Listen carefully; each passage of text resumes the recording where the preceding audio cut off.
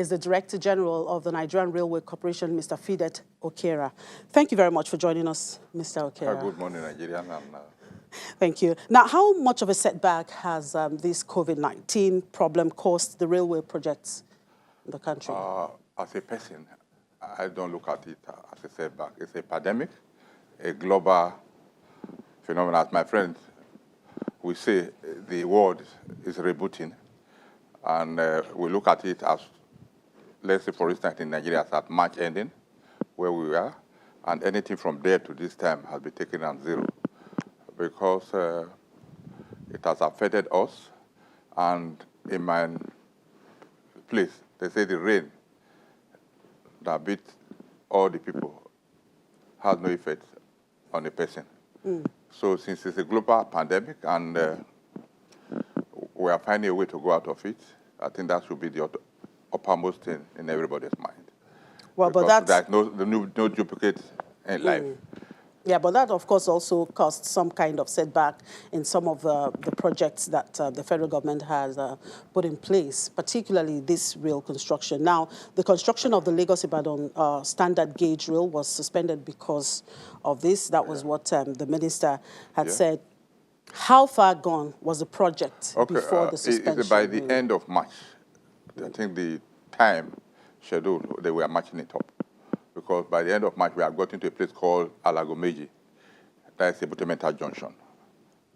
And the train was run from that place to Ibadan at Monia. The portion remaining was to link the port. And due to the lockdown, their workers, the contractors, had to also protect their life. And those of us working with them also have to obey the instruction that we should stay at home, stay safe, and we are still observing that.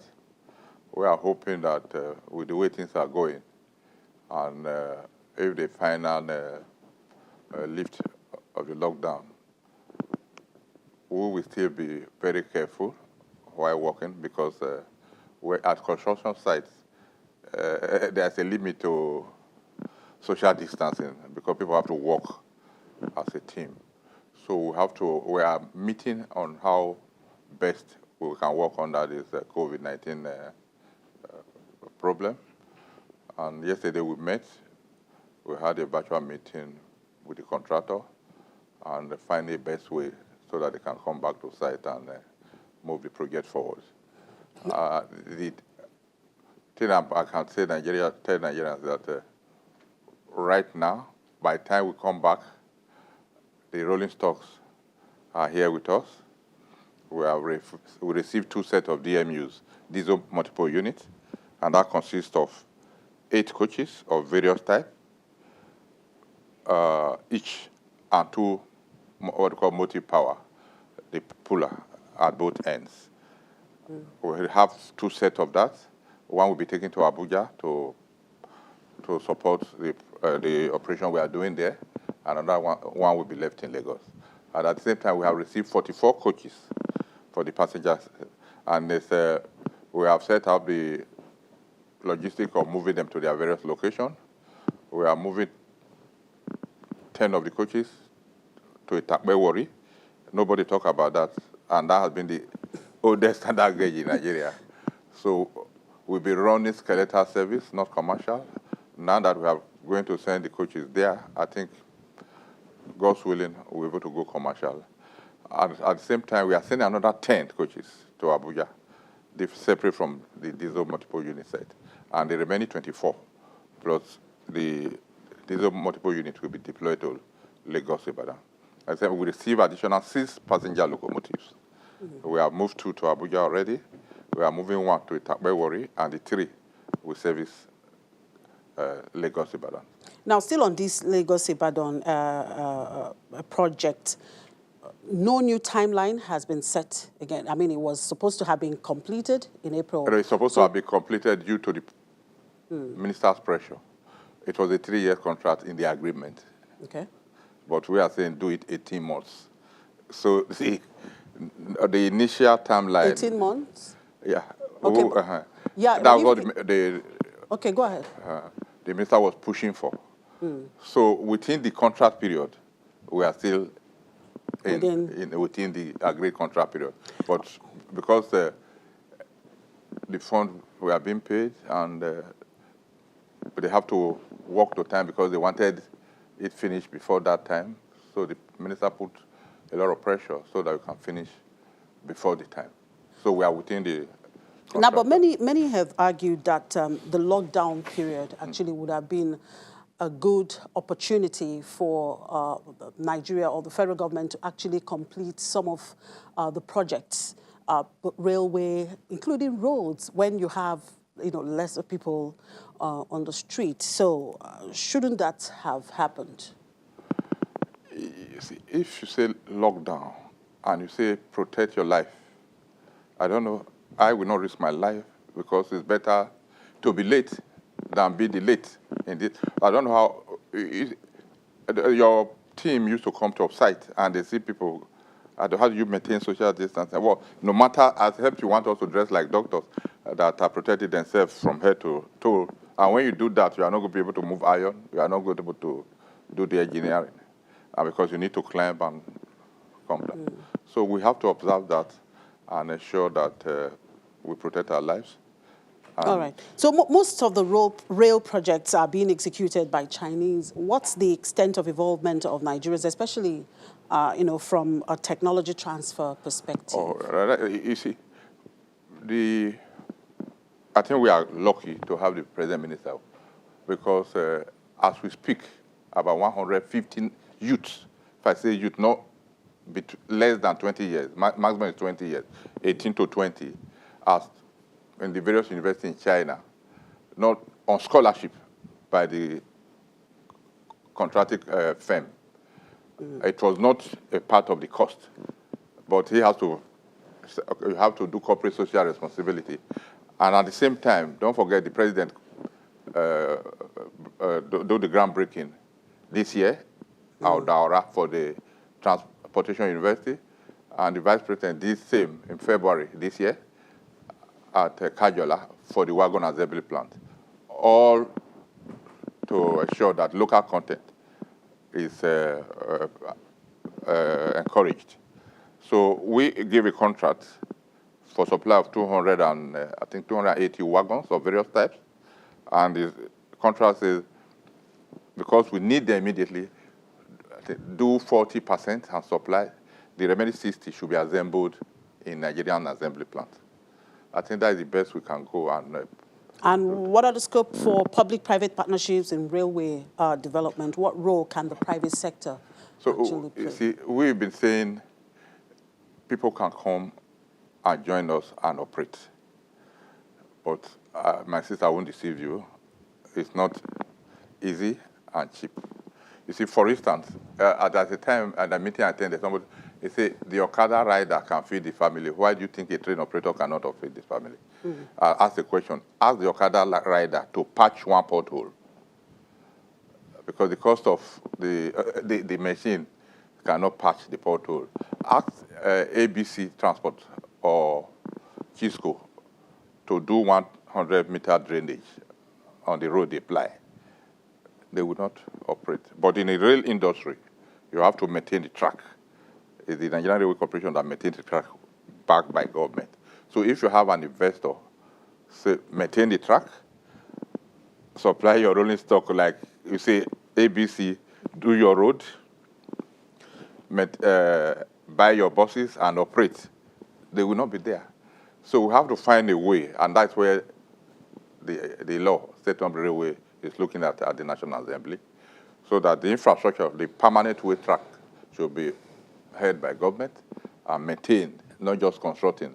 Because if you say, I've done the express Lagos-Onitsha, the user maintain, they will not meet up, they will not be able to operate. That is the same thing in the rail industry. Because of the safety, you have to ensure that the track, if you have pothole on the road, you can start to pass through the bush. But when you have a depression or a washout on the track, there's no other way you can, that track must be fixed. Now, any implication of these delays on the approved funds for the project and, of course, the Chinese source loans, you know, I don't think so. We are moving very fast, as more than expected. Okay. The Nigerian government, has even given indication providing their counterpart funding, raw and physical available. And due to this COVID, I think it's either we are supposed to go to China, the Chinese are supposed to come to finalize and go ahead and start the work.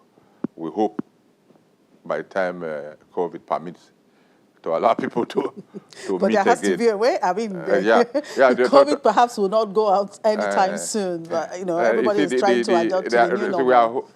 So you can talk, maybe we do virtual meeting this morning, not 5 billion naira. We are talking about something over $1. So you have to look at the people talking to you and know their body language, as they say. So that is the position where we are. We hope it's going to work. All right. Now, late last year, the federal government also approved a $5.3 billion for Ibadan-Kano rail construction. What's the update on that? That's what I've just discussed. That's what I'm explaining.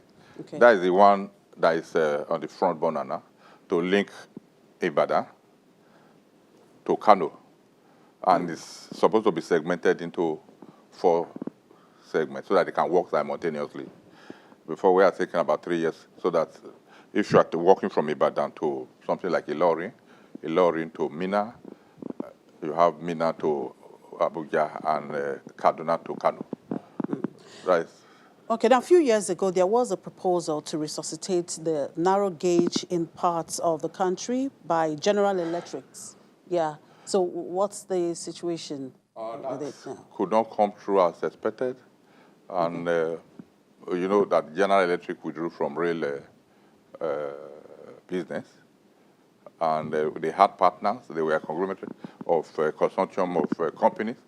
We are still talking with the consortium.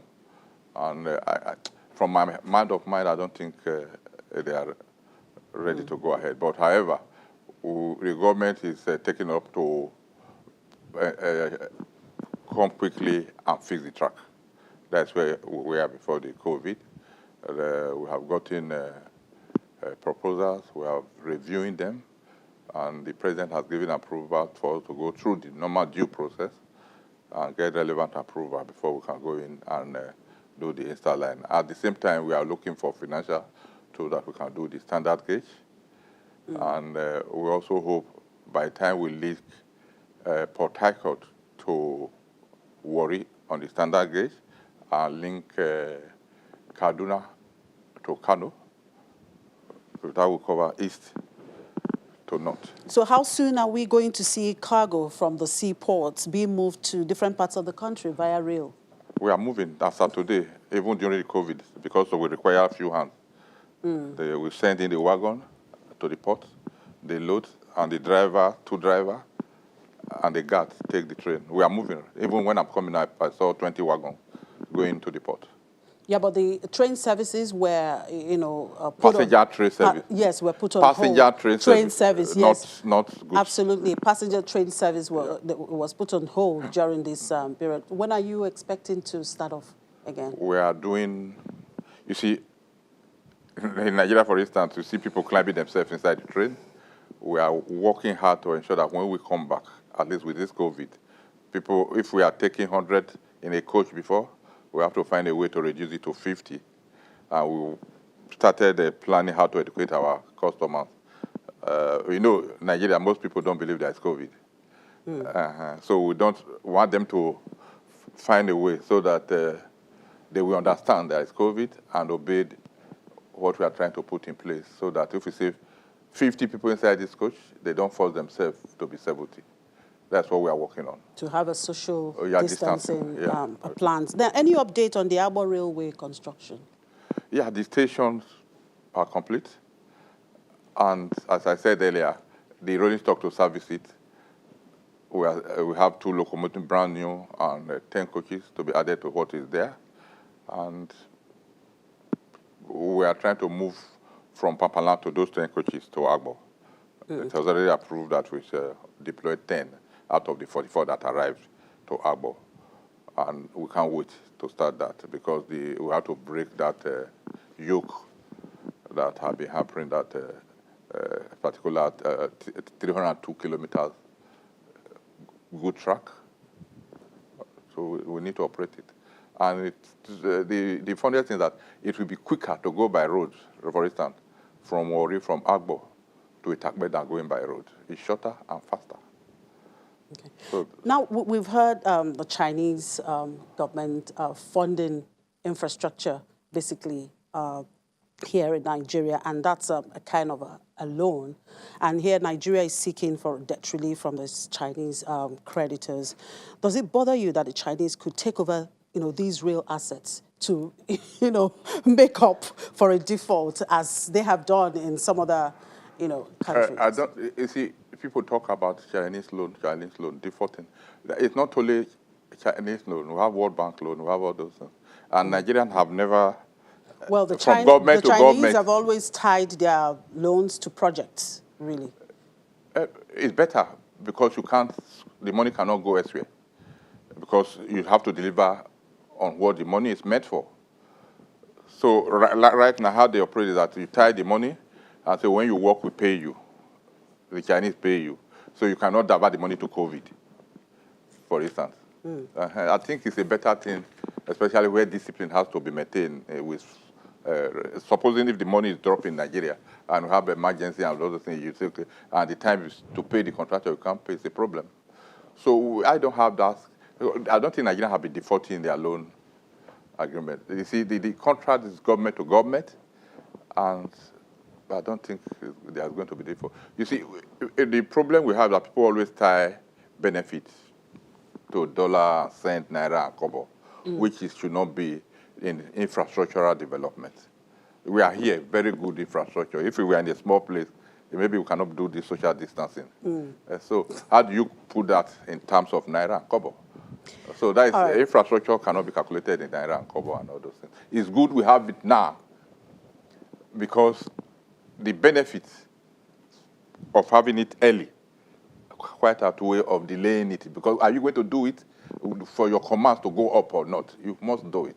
All right, thank you very much. Thank you very much for your time, Mr. Fidet Okera, the Managing Director of the Nigerian Railway Corporation. Thank you for your time. Thank you. It's a pleasure having me.